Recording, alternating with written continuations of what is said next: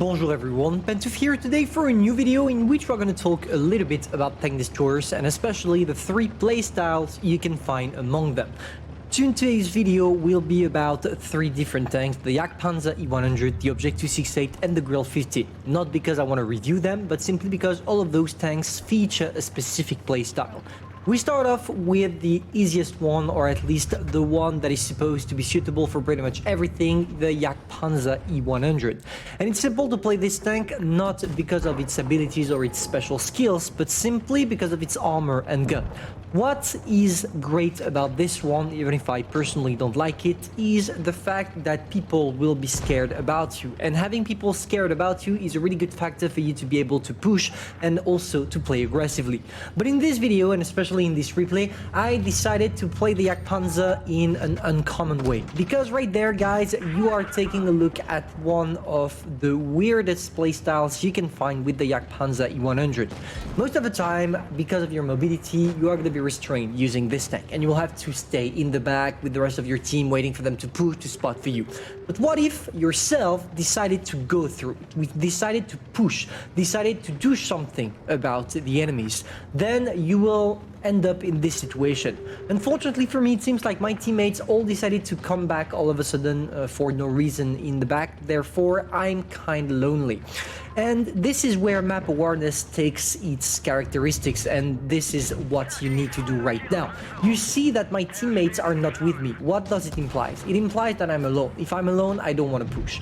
But it also tells me that I'm probably gonna get pushed. And this is exactly what's happening right now. We have the Grille 15 in the back, but he's not pushing me, so I'm gonna try to focus on the Chieftain. Luckily for me, I had the possibility of bouncing some shells out of him thanks to my juicy gun alpha damage. And now we have to take a look at the rest. Luckily for us, the Grille 15 is not the brightest guy ever, and I managed to snap my shot before the guy managed to kill me. But we have to take something into consideration. Here, I got lucky from the T124 shot, because I should have get killed. I just got lucky because the guy got low roll, which implied that we should have died. And the main moral of the story here, moral of the replay, is that if you want to play aggressively with this kind of tank that are turretless and quite slow, you must do it with the rest of your team.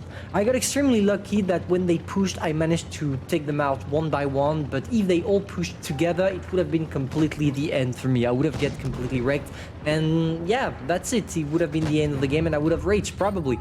But here, thanks to my team coming back to me right after they were done with the enemies on the other side, we managed to be safe. So, what does it show us? It shows us two things. You can actually play aggressively with tanks that are not supposed to do it. It's the case of the Yak Panzer. Because of your mobility, you can't play aggressively too much, but here I did it and it worked. And the second thing is that in order to do it, you need to be aware of your teammates. You need to be aware of your surroundings, and you definitely need them to be close to you. Here, we're going to struggle finding the Lee one, so I'm not going to bother. I'm just going to end the replay. But this is the first thing I wanted to show you with tank destroyers that features two things: no mobility and a good gun. The second replay is gonna be focused on the Grille 15 because it's literally the opposite of the tank we just saw. This one features literally no armor, and on top of that, a great mobility. So here the playstyle is going to be completely different, because here, as we have the possibility of moving quite a lot, we need to use that aspect. It's not just because you don't have any armor that you need to camp, guys, and this is the whole point of this video. You don't need to camp with your tank destroyers. For example, here I'm gonna play aggressively with my Grille 15, but how do you do that? To do that correctly, guys, you want not to be the main target of your opponents. Look at me right now. There is the E100, the TNT2E1, and the M60 that are trying to push. But do you see me push? No. Do you see me take shots? No. What I do is I wait for the opponents to shoot at my friends, and after I sneak my shot and go back to a safe cover. And by doing this, you can actually play aggressively, or kind of, with the Grille 15. And this is an extremely important thing you need to understand, guys. Even if you can't do that on all maps, I agree with you. But at least being able to play like this will allow you to get more skill, because you will be more aware of your surroundings surroundings, of the map, but also it's a way better playstyle. I mean, who likes staying in the back and camping like it's the case with my FV right there? It's just a boring playstyle, and everybody will insult you in the case of you losing the game, because I will say, oh, we lost because the tank destroyers was camping in the back, and sometimes it's true, sometimes it's your fault because you did not push with the rest of your teammates. So in the end, this is pretty much the kind of things you want to do with the Grille. As you can see, as I was in the town waiting for my teammates to push for me to be able to stick my shots, it's the exact same here. I'm waiting for the Vikers to pay attention to someone else in order for me to poke around the corner and kill the guy. This is how it works, guys, and this is pretty much what you want to do with tank destroyers at tier 10, tier 8, tier 9, whatever tier that are featuring a good mobility. Even if you don't have any camo, because the Grille 15 is not known for its amazing camo, but at least you will do something, and you will make a difference, and you will have some fun, and people will recognize your skill because you didn't play like the traditional tank destroyer. We need to break those codes saying you are a tank destroyer, you need to camp. It's false. It's not true. If you want to have good stats, you can camp, it's possible. I'm not gonna blame people for camping, even if I will do it anyway, orally, but I can totally understand why people are playing like this, their tank destroyers, because they lack of confidence, they lack of map awareness, that's it, you just lack of it. But if you don't do anything to improve those by taking the risks, the same risks I'm taking right now with my Grille 15, how are you supposed to improve? You are just gonna stay a bad player using your tank destroyers. Whereas if you use them this way, guys, if you use them to play aggressively, to be aware of what you have to do, then yeah, you will make a difference. Now we need to talk about that move. I told you that with the Grille 15, you need to use your mobility. And take a look at what we're doing right now. We have, we just killed the guy that was here. I forgot to tell you. I'm probably gonna pause the replay briefly here. We have a teammate right there. We know that all their chem destroyers, or all their tank destroyers are camping, because most of the players playing tank destroyers are completely useless on the battlefield and they will just camp, so I already know that they're camping right there. I have my teammates here and all of the tank destroyers are focused on this guy right there. We'll also have ourselves, or we had a tank destroyer camping here. So in this kind of situation, just be the guy that makes the difference. We have one E100 and two FVs. Push, circle, like I'm doing. We know that it's an open flank, so instead of staying in the back, doing nothing, and waiting for my teammates to get wrecked, I decided to take the first step and circle them, and just take a look at him.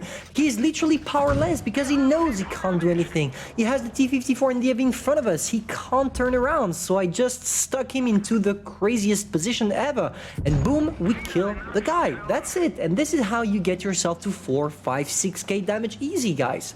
So yeah, we already got 5 kills. We're gonna try to get the FV-183 right now, and as you can see, I feel like we can still tank a shot from the FV because we are using the spall liner, which reduces the HE damage by 20%. So even if I take a headshot from the guy, it's not a problem. So I'm gonna play aggressively, sneaking my shot on the FV, and there we go. And now we're gonna hide again, sitting at 5k damage and 5 kills. And obviously a great game because we played our tank not the regular way, because we tried something, because we wanted to be effective, not because we camped, not because we stayed in the bush. Do you really think I would have got like 6k damage like this if I stayed in the bush? No. And this is the kind of things that will get you ace tankers, because not only will you get your damage increased, you will also get assisting damage, because here I spotted the heavy, also because I managed to take them out one by one being in their back. And this is how you want to play your tank destroyers aggressively, by using your brain to know when to push, to see what are the sides on which you can push because it's open, because there is nobody, etc, etc. Now for the last play style, let's say that it's the medium of tank destroyer. And I know it seems like a weird sentence to say, so let me explain it. Mediums in this game are supposed to be multi-role. They are versatile. They do pretty much everything. You want to push with a medium? You can. You want to circle? You can. You want to spot? You can. You want to brawl damage? Put your turret in front of your opponents only, and you can. And let's say that the 268 is perfectly representable of what the tank destroyers are supposed to do when they are versatile. The 268 has everything. It has a good armor because it's really well angled. It also has a crazy gun, but on top of that, a good mobility. So we have everything, every single statistic that is good about the tank, which makes it versatile and therefore a medium among the tank destroyers. So yeah, this playstyle is or at least this replay will show you what kind of aggressive playstyle you can get using your object 268. So pretty much, you see that I did not decide to camp with the rest of my team on, the traditional bush that we can see right there, because I could have literally stay here and camp like a goddamn retard and wait for my teammates to spot for me. But this is completely useless. Instead, I'm gonna try myself to be a game-changing player. How do you do that? You analyze. Let's analyze all together. How many tanks do we spot on the other side of the map, on the side where I'm not? 5. Which implies that there are still 2 tanks that remain unspotted, right? And I know that one of them is still in its spawn, as you can see right there. And I'm thinking to myself, okay, if I want to be effective, what should I do? I should place myself correctly. I should help my teammates that need my help. How do you know if your teammates need you? You just take a look at their hit points and you take a look at how many tanks are pushing them. And this is how I know that the IS-7 is struggling, because there is the VK. So I'm gonna go out and try to poke one, but obviously I had to get trolled by my RNG, and you're gonna see it's gonna happen quite a lot in this game. And now I'm thinking, okay, we're losing, but the battle is not over. We have the T-95 on the other side, and even if he's not dead yet, he's probably gonna die soon. I need to help the guy, but at the same time, I want to keep all my hit points, because maybe they are gonna be extremely important for me in the future. So there we go, sneaking a shot on the VK, but bouncing again, but at least here I got bounced as well. And I'm telling myself, okay, we have to do something. I can't stay here. And here you need to shoot isolated targets, and this is what we're gonna do. There we go for the VK, once again bouncing. I know it's going to be an extremely frustrating game, guys, but hey, you don't choose your RNG. You don't choose your RNG, you have to deal with it. That's it. So there we go, and here you see that something that might seem a little bit crazy for you. I went straight on the E50 and the IS-7, knowing that there is a VK here and a VK there. And you might think, wow, he's crazy, he's completely retarded, he didn't plan to do this. In fact, it's planned. Why? Because if you take a look at my map right there, you see that I have 2 mediums in my back and 1 heavy on my front, okay? The heavy is probably going to be able to crossfire the IS-7 in the 50M, and he's also already nearly a one-shot, which implies that if I don't go in, they will push the heavy and the heavy will die, okay? I have all my hit points, and I also have a crazy penetration and alpha damage, so I'm more than likely to actually afraid those guys. And you're gonna see what happens. There we go straight on the 50. I'm going up like that to avoid getting shot by the VK, and now I have to deal with them. So how do we do this? Not a problem. We kill the 50 as soon as possible, because I knew he was 2-shot, and now the only thing I need to deal with is an IS-7, followed by my friend, the T-95 E6, that will be able to help me. Just take a look at that. That single move saved us the IS-7, saved us all the rest of the tank, and also allowed us to take the advantage. Because now we don't have anyone in our back, we have only people in front of us. And this is the kind of tactic you need to apply yourself in order to turn back the matchmaking into your favor when you are losing, because I want to remind you that at the beginning we were losing. Now we're not losing no more. We have to deal with 2 VK, and as you can see, once again, I'm supposed to be a versatile tank destroyer, so I'm trying to take positions from which I could attack them sneaky. And it works, because look at this. The VK got killed by the I-7 that played sneaky as well. We only have to deal with an E100 and the VK721K, and I just have to wait for that guy to try to shoot at someone else in order for me to poke around, because now for those kind of tanks, having 640 alpha damage, I'm a one-shot. And you see that when you take the time to analyze replays, you understand all of a sudden what kind of tactic you want to apply, what kind of moves you need to get in order for you to win. And this is how most of the pros are winning their games, by literally thinking and having a brain. You don't, just because your tank is meant for camping doesn't mean that you necessarily have to do it. Just take a look at this game, for example. Yeah, I did not do that much damage, I agree with you. It's not my brightest game ever, but but at least it has something special compared to the others. I actually made myself active and played aggressively, which allowed me to get those crazy number of health, damage, assisting damage, etc. Of course, I still got lucky. I'm not gonna say that it was only skill, pure skill. There is a part of luck because I bounced right there the VK721K shot. I missed the previous VK72 shot as well. And obviously all those factors combined are allowing me to say that it was a good game. But still, in the end, you will always remember the tank destroyer that was active in the battle rather than the one that camps, because the one that camps will always be blamed if you lose, because after all you did was sitting in a bush and not do anything. See ya.